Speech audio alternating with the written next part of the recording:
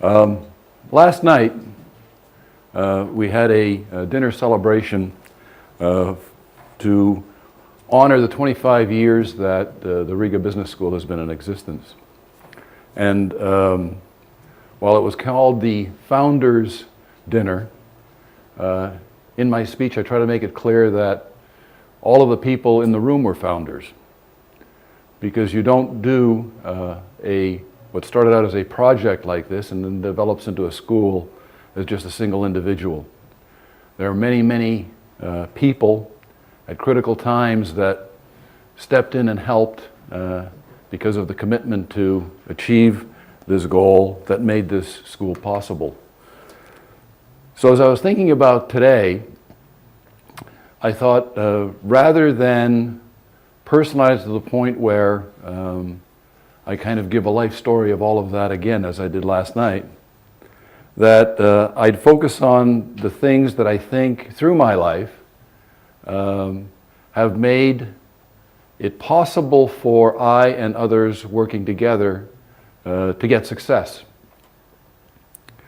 And I guess particularly for the individuals that start, and by the way, as I was listening to the former speaker, all of the same themes run through, I think, all of these presentations. And I'm going to try to boil it down to 5 things under which I think you could richly put a lot of detail. But in the 15 minutes or so that I've got, I'll try to hit the highlights and give some examples. I think as starting out all of us in our careers, personal achievement is the thing that organizations honor and provide access to advancement, personal achievement. So how do you translate that? It's hard work. It's making a commitment to complete the assignments that have been given to you, either at work or at home. And you aren't born with the principle of hard work. You learn it. And in my case, I learned it through my parents. They arrived in Canada with literally nothing but clothes on their back, and no language, and no real attributable skills in order to be able to move ahead with the family economically. And I watched as my father and mother worked from morning to night, often not seeing daylight, so that we would have a better life. As a consequence of that, I learned that I had to help with that. And I started at the age of 14 doing all kinds of jobs that frankly weren't legal, because at 14 you couldn't work, but yet found ways to do that. I watched my father when he was on strike. He worked for the Teamsters. He was a Teamster, and it was a very powerful union. And when they went off on strike, the other members would be walking the picket line and complaining about how little money there was. He looked in a newspaper and found out that he could deliver telephone books at the age of 50, walking up and down stairs and dropping those off at every door. So hard work is something that you learn. And if you don't have that kind of situation, then the question is, how do you develop that trait? How do you develop that habit of hard work? Second thing I would say is honoring commitments. If you make a promise, you keep it. And it's easy to say, but I'm going to give you a couple of examples. At home, if you promise your parents you're going to cut the grass or do something, but a friend comes along and says, you know what, I got this real interesting thing I'm doing. Will you come along with me and let's do this wonderful thing? You have a question to answer. Are you actually going to do that, or are you going to honor your commitment? Are you going to honor your commitments in your family? Are you going to honor your commitments at work? These two things, I think, especially as you start off in a career, young career, and I did, are very important for your success. Because people are looking for those two things, those two attributes in the workplace. Now, you can also take that to an incredible position. I was young, I was working in the university and we're doing strategic planning, and I was responsible for bringing all the data together. And so we had a director of institutional studies, and he and I knew what we had to have done for the next day, because the upper administration of the university required it. They needed that information in order to be able to have the discussions for the strategic planning process. So we kept on working through the night, and about 3 o'clock in the morning, there was a phone call. It was my wife. She said, "Aren't you coming home tonight?" And I said, "Yes, I am. I'm on my way home." I went home, took a shower, put on a new set of clothes, and went back to work. Now that, of course, is extreme, and in extreme situations you have to do things. But there are costs to that as well. There are costs to your family, and there are costs to those that you work around also with. So it can be taken to an extreme, but certainly those two things, hard work, committing to completing the tasks that you've agreed you're going to take on, and honoring your commitments, I think goes along with that hand in hand. And the previous speaker talked about what the remuneration was for those people that worked harder. And last night I indicated that the culture in this school is that we're not a state institution, even though we're under RTU, where you have people that work 9 to 5. We work until the work gets done. And that culture is ingrained in all the members of our school. The third thing I'd like to talk about is listening, the art of listening. And it is an art. Very few people listen. Very many people want to talk. I mean, I don't know how interested you are in the debates in the United States, but currently we have a circus going on in the United States with 2 candidates vying for president. Neither candidate is listening. There's no goal to seek some kind of an agreement. And in order to be able to get to a position where you can get to an agreement, you have to listen. You have to listen to the other side. And by listening, I don't just mean hearing what the individual is saying, but what are the issues that are being raised in that conversation that you have to take into account. The same thing can be said at home. From time to time, my parents would argue. And I'd say, doesn't look like we're coming to an agreement here. And so what is the point of the argument? There actually isn't one if you aren't willing to listen and begin to see that there needs to be movement on both sides with respect to the issue, whatever that issue might be. Listening is a habit. It's something that you can learn over time. It's something you can practice. You know, Covey says in his literature, you can never stop a person from saying something to you. You certainly can decide how it is you're going to respond. And I guess I would argue when you're trying to respond, try not to respond just with what your point of view is, but try to understand the individual's point of view rather than pushing your own, because otherwise you will not get to a conclusion. Number 4, I'd say, is be open and honest. People are smarter than you think. I'll use Hillary Clinton as an example. She portrays herself as caring deeply about children in the United States. And in fact, she's done a lot of things for children in the United States. But yet, her negative rating amongst everyone, including the Democrats, is over 60%. Because people are smarter than one would think. It's what she has done. It's what she has lied about that the public then takes into account and says, I do not trust this individual. If you can achieve being open and honest, which is not personally necessarily an easy thing to do, because it takes a lot of self-confidence to be open and honest, I think it also helps to address some of the issues of deceit and lying. And of course, as the previous member said, there's no lack of that issue here in Latvia. Although I must say parenthetically, while people complain about ethics in Latvia, the leader of the Democratic Party in the state of New York is sitting in jail. The leader of the Republican Party is sitting in jail. And they've just indicted the chief staff member for the governor for things that are inappropriate. So I guess I would argue that most ethical issues surface as a consequence of not being open and honest. Number 5, I've got 5 of these, is tolerance. Learn tolerance, practice tolerance.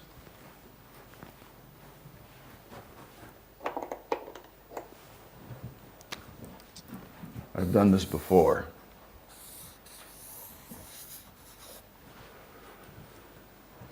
It's an ugly characterization attempt at showing a boat. Several years ago, my wife and I had a discussion about impending retirement and where we would spend our time. And I said, let's buy a house in Florida. Nice and warm, way outside of Buffalo, where the weather is pretty ugly during January and February and March. And she said, no, we're not going to do that. And we had the beginnings of an argument. And I said, why don't you, after listening to her, I said, why don't you want to purchase this home in Florida? She said, it's very simple. You're going to force me to go there every winter. I don't necessarily want to do that once we're retired. I want to be able to travel around. So we compromised and we bought a boat because that moves around. And in fact, we took it from Buffalo to Florida and back and some other trips as well. But if you look at that boat, what do I see? I see peace, serenity, sitting on the back porch, which they call a cockpit, having a cup of coffee, sandy beach in front of me, palm trees, maybe a good-looking woman or two walking along the beach that I can watch in my old age. What does an environmentalist see? Gas hog, irreverent person. Let's blow it up and kill him. Now I'm overstating it, but I'm trying to make the point that some Chilean researchers came up with a number of years ago. Essentially what they say is, if you're looking at a thing, 20% of what you see is what you all would see in that item. 80% is your makeup. Your background, your ethnicity, your religion, your point of view on life, Republican, Democrat, conservative, liberal. This does not go away either in society or in the workplace. And I think probably with listening, it is the most challenging thing for organizations to work with. Latvia sits in the middle of quite a boiling pot to the east and to the west. It does not have the kinds of resources, natural resources, that other countries have and can exploit, like Saudi Arabia, for example, that can be quite ill-tolerant because it has resources. It doesn't have to think about things like that. All Latvia has people. And I think there are a couple of articles that Yanis has circulated, I subscribe to, which says the competitive advantage is in those countries that actually understand this the best. So they can figure out how it is you can work across cultural lines, how you can work across ethnic lines, and how you can work across all the divides that we face out there. It's not that you accept them. It's not that you accept them as yours, but you get to understand that you need to work with them and find ways to work with them. The conflicts going on in the Middle East and Syria and in Iraq are perfect examples of that. They're all Arabs, essentially. And the splits in amongst those societies is just unbelievable. Very unlikely you're going to have a lot of investment in Syria in the next year. The question is how much higher you could drive investment in a place like Latvia. And I would say that out of the kinds of approaches that the country adopts and we adopt, we're going to help drive that ahead. It's really this understanding that really was, that made it possible for us to have the success of the development of this school. When first I raised this issue at the University of Buffalo, at the same time China was the big thing. Everybody was in China. All the investments were in China. And so when I even raised the issue of doing something in Latvia, the question was, where?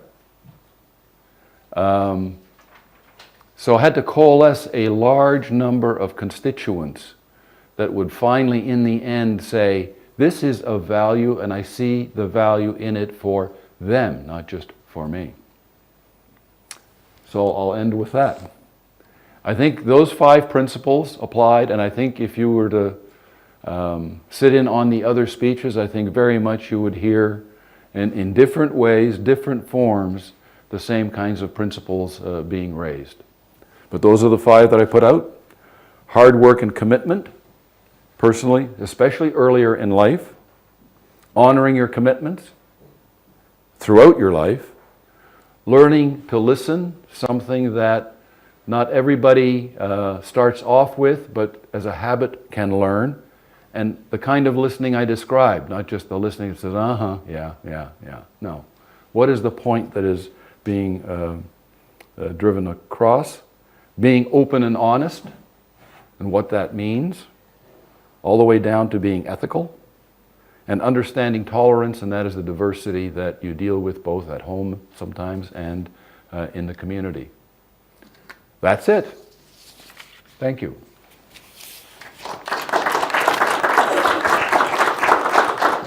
Thank you, Voldemārs. Right now we're going to open a Q&A session in both, I suppose, Latvian and English. Doesn't matter either way. All right, and as we were used to in the previous session, now I'm going to start off this. And my question is, what if there was a possibility to teach and give like lectures on one of these life principles in our secondary school system? What would be the principle that should be taught in the schools and why? Well, I think actually the first 3 that I talked about. I think when I listen to people talk about entry-level positions, almost in any organization, the assumption is that you've gone through the hiring process, and in that hiring process you have established what the requirements are, what the technical requirements are, what the knowledge requirements are. What's more difficult to assess is really how that individual is going to perform in the organization. And if you assume that the individual has the basic knowledge and skills in order to technically do the job, the next question is how the individual is going to complete the job. And in completing the job, survey after survey says hard work, using that knowledge and skill is what's going to drive people ahead in the organization or have people rise in the organization. And then the other thing being dedicated to that job, having passion for that job. Now that can't always be the case. I've worked in situations where I didn't have the kind of passion that I needed to have, and in that case you look for another job.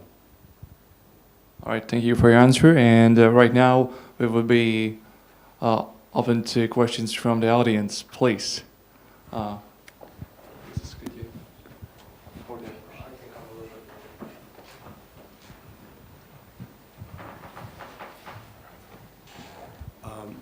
My issue is on the principle you mentioned in terms of lying. Currently in our society, the information inflow is so big that a lot of information which we receive or a lot of thoughts we have, in fact, might be deceitful. And the current trend is that people get used to the fact that they're being lied to on a daily basis. And gradually they become to self-enclose themselves and treat most of the information with a lot of scrutiny. So what do you think, in what ways can we overcome this issue of being used to being lied to and being close to other people or all the other information which we receive? I'm not sure I'm going to have a good answer to that. Your thoughts on that? Yeah.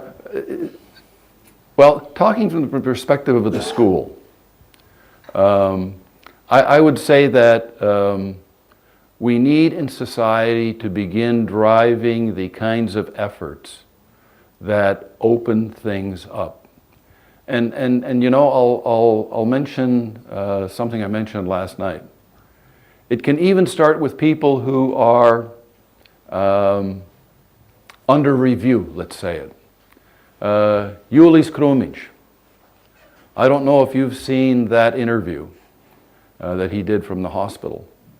That's worth watching, because here's a person, well known obviously in Latvia, who very openly talks about what the system is here in Latvia, and at the same time I don't know him at all, but at the same time when asked questions about certain other facets of that, says, I don't know. And by using that kind of an approach, open approach, there's even in that a sense of honesty that you begin to get about the current situation where he's been involved in things. I would say more of that sort of thing. By the way, I think the reporting here in Latvia is a lot better than it is in the United States. There are harder hitting questions being given to government officials here than certainly in the United States. I mean, if you compare the questions Barack Obama has to answer and the questions that the legislators here have to answer, it's night and day. So even though what you might say is true, there are facets in this society that drive more towards the issues than in other countries. All right, and should probably speak the microphone. Un ar šo jautājumu šo sesiju arī noslēgsim. Liels paldies, Voldemār, par to, ka dalījies ar saviem 5 darba, es pateiktu, dzīves principiem, ko vajadzētu ievērot ikvienam, un ko pavisam noteikti māca Rīgas Biznesa skolā. Paldies! Paldies! Paldies! Jums. Paldies! Paldies jums!